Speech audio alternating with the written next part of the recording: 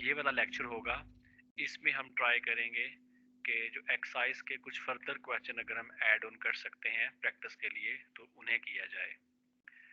तो इसलिए अभी हम जो है वो एक्सरसाइज का क्वेश्चन 8.3 देखेंगे। तो जैसा कि स्क्रीन पर आपको शो हो रहा होगा एक्सरसाइज का क्वेश्चन 8.3।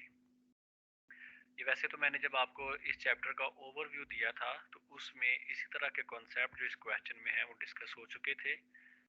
लेकिन समहाउ मैंने कहा कि यहाँ जो कि बुक में भी क्वेश्चन है तो उसको प्रैक्टिस करवा दिया जाए ताकि इसको अंडरस्टैंड करना जरा आपके लिए और इजी हो जाए।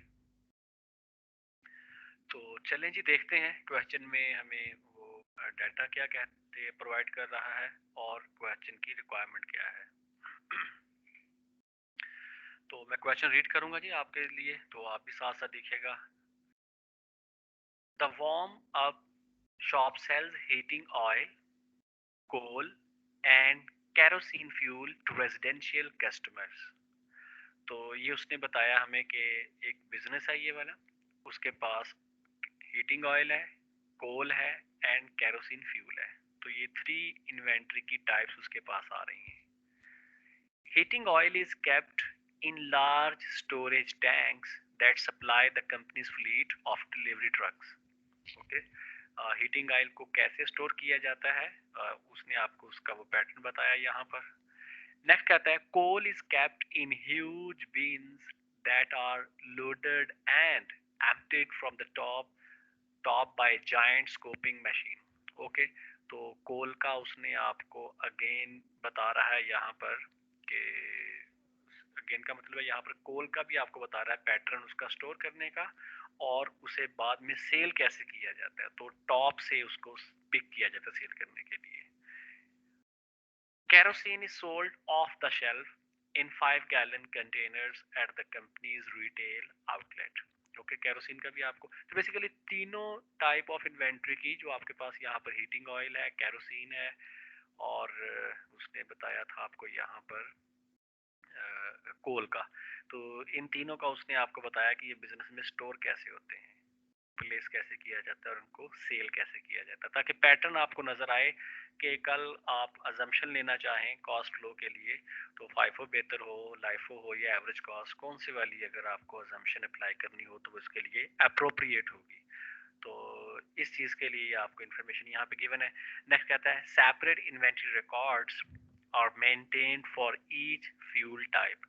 क्योंकि डिफरेंट है टाइप्स इन्वेंट्री की, ऐसा तो नहीं हो सकता कि आप जो हीटिंग ऑयल है उसमें कोल भी लाकर मिक्स कर दें या ऑयल और केरोसिन फ्यूल को मिक्स कर दें, फिर तो वो कोई और ही फ्यूल बन जाएगा। चूंकि तीनों कैटेगरीज ऑफ इन्वेंटरीज की फिजिकल कैरेक्टरिस्टिक्स को अगर देखा जाए तो वो डिफरेंट है। इसलिए उसने यहाँ पे ये स्टेटमेंट यूज की हुई है कि separate inventory records are maintained for each fuel type. Requirement A देखिए क्या है क्वेश्चन की, वो है जी which of the following cost flow assumptions, कौन कौन सी, एवरेज, फाइफो और LIFO, best describes the physical flow of the heating oil inventory. इसको कहता है कि एक्सप्लेन करें। फिर कहता है जी द कोल इन्वेंट्री, इसकी बात यहाँ पे कर रहा है कि इसे एक्सप्लेन करके आप बताएं यहाँ पर। फिर आपको एंड पे कहता है जी द केरोसिन इन्वेंट्री।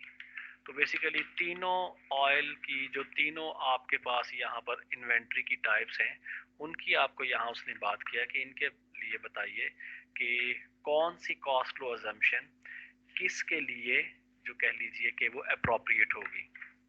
मतलब ये है कि सिंपली अगर आपको यूज करना पड़े कॉस्ट फ्लो अजम्पशन में से फाइफो को, लाइफो को और एवरेज कॉस्ट को, तो इन तीनों में से कौन सा मेथड किस टाइप ऑफ इन्वेंट्री के लिए अप्रोप्रिएट होगा अजम्पशन लेना हो।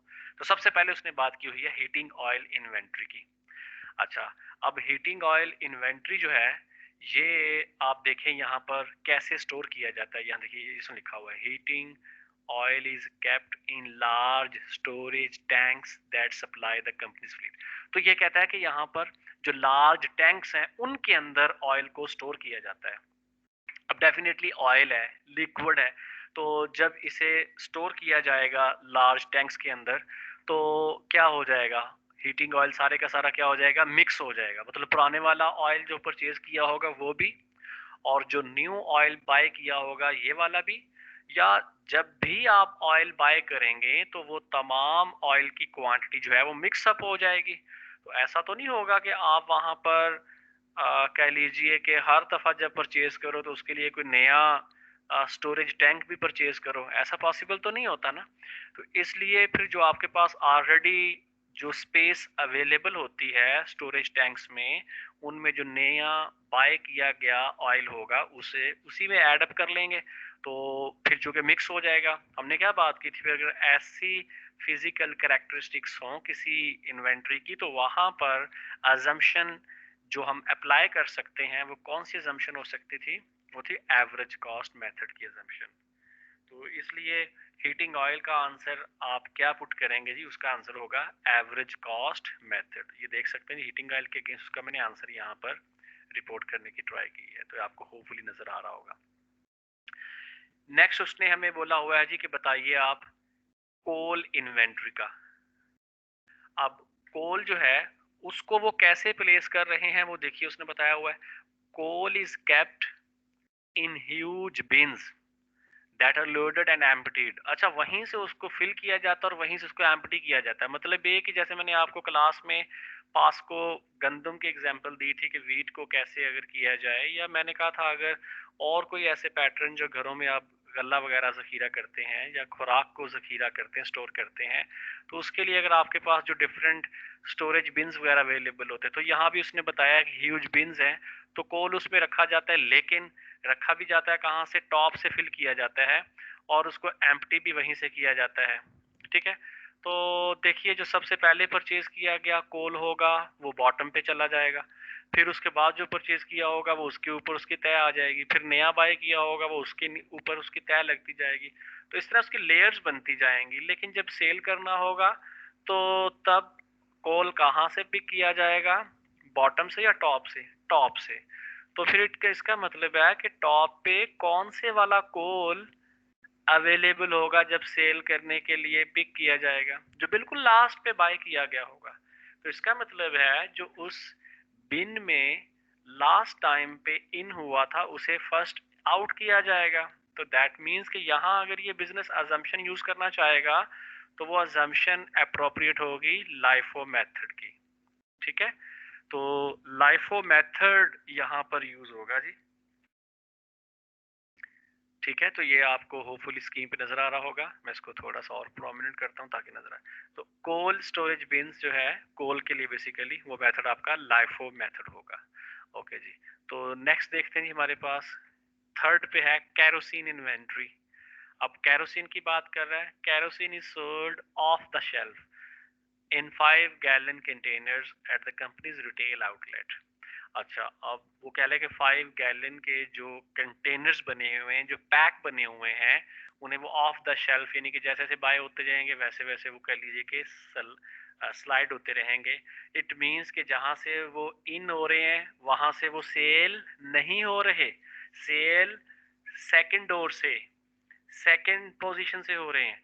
तो इट मींस अगर जैसे मैंने आपको एग्जांपल दी थी कि 2 डोर हो तो फर्स्ट डोर से इन हो और सेकंड से आउट हो, और ऑफ द शेल्फ के पैटर्न उसका जा रहा हो, सेकंड डोर की तरफ मूव हो रहे हो, स्लाइड हो रहे हो, तो जो रूम में जो स्टोरेज हाउस में सबसे पहले गैलन इन हुआ होगा वही आउट होगा। तो इट मींस कैरोसिन पे देखा जाए जो सबसे पहले इन हुआ यानी कि फर्स्ट इन हुआ वही फर्स्ट आउट हो रहा है, तो फाइफो अजम्पशन अप्रोप्रिएट फील होती है। तो इसलिए कैरोसिन इन्वेंट्री के लिए हमने कहा सजेस्ट किया कि फाइफो मेथड आप यूज कर सकते हैं। आपको याद होगा मैंने कहा था कि बिजनेस के लिए जब अजम्पशन लेना होती है तो कोई बेस होनी चाहिए। ऐसे नहीं है कि दिल किया तो लाइफो यूज कर लिया, या अभी मुझे फाइफो अच्छा लग रहा है तो मैं फाइफो यूज कर लूँ, और नहीं मुझे तो भाई एवरेज अच्छा लगता है कि ना इसकी बात ना उसकी बात, एवरेज वैल्यू नहीं, ऐसा नहीं है। इन्वेंट्री की नेचर और उसको आप अपने बिजनेस में स्टोर कैसे करते हैं, रिकॉर्ड कैसे करते हैं, तो ये तमाम चीजें देखी जाती हैं। ठीक है, इन्वेंट्री होमोजीनियस है या इन्वेंट्री हेट्रोजीनियस है, उससे सारी चीजें मैंने आपके साथ डिस्कस पहले से की हुई हैं जब लेक्चर का ओवरव्यू दिया था। तो खैर ये इस क्वेश्चन की रिक्वायरमेंट नंबर जो ए थी ये हमने एड्रेस किया है। बी देखते हैं, बी पार्ट में क्या कहता है। Which of these cost flow assumptions is likely to result in the lowest income tax liability for the company। कहता है कि लोएस्ट इनकम टैक्स की लायबिलिटी किस अजम्पशन में होगी। ये बार बार देखिए बातें रिपीट हो रही हैं। किस में लोएस्ट इनकम टैक्स होगा? जिसमें इनकम कम रिपोर्ट होगी। इनकम कम किस में रिपोर्ट होती है? तो हमने कहा था लो इनकम रिपोर्ट होती है लाइफो में।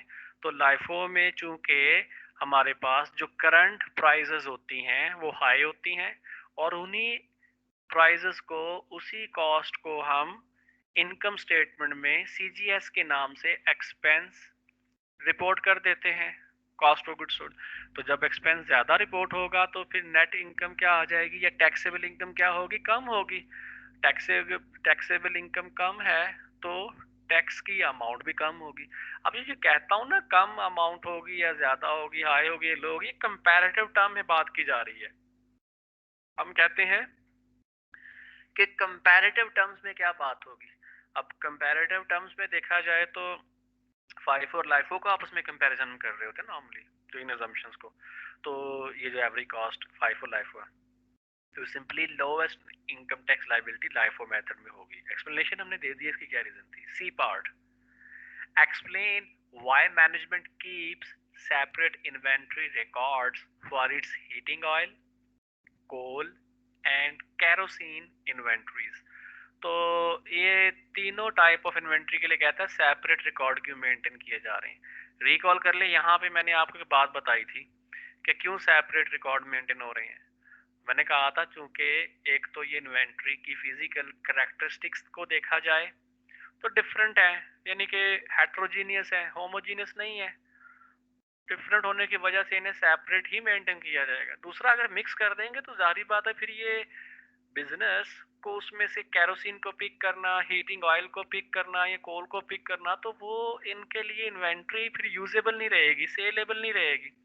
तो इसलिए चूंकि हेट्रोजीनियस है, नेचर में डिफरेंट है, तो बिजनेस को इसके लिए सेपरेट रिकॉर्ड जो है वो मेंटेन करना पड़ेगा, ताकि उनका रिकॉर्ड भी सेपरेट मेंटेन हो सके। और दूसरा, उनकी एफिशिएंसी मेजर करना हो कि किस में से कितना मुझे बेनिफिट हो रहा है, उसकी मुझे क्या कॉस्ट बेयर करना पड़ रही है। तो कॉस्ट बेनिफिट एनालिसिस करना भी इजीली पॉसिबल हो जाएगा, क्योंकि हर एक की पोजीशन या पिक्चर आपके लिए सेपरेटली अवेलेबल होगी। तो आप उसे मेजर जज करना, जैसे भी वो उसको कह लीजिए कि मेजर करना चाहें, जज करना चाहें, कंपेयर करना चाहें, वो आपके लिए पॉसिबल होगा, ताकि डिसीजन लेना भी इजी हो आपके लिए कि किस वाली इन्वेंट्री में प्रॉब्लम आ रहा है, किसकी कॉस्ट ज्यादा है, किससे बेनिफिट आपको आपके एक्सपेक्टेशन के मुताबिक मिल रहा है।